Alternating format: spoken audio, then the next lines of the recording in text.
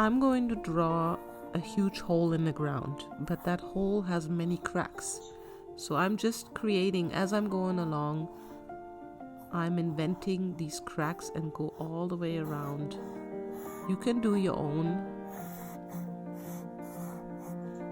You can see how some of them are squarish or rectangular or pointy.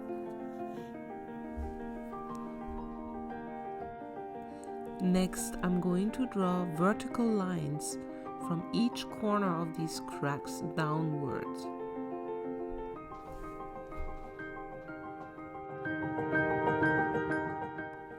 The longer you make those lines, the deeper your water hole will appear at the end.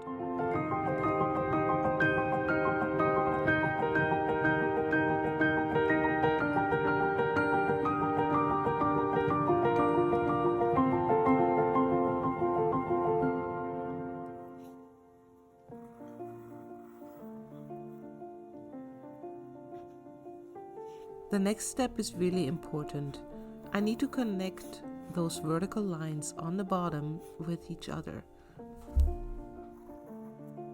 But the key here is to connect those lines at the same angle as you see or as you drew them on the top.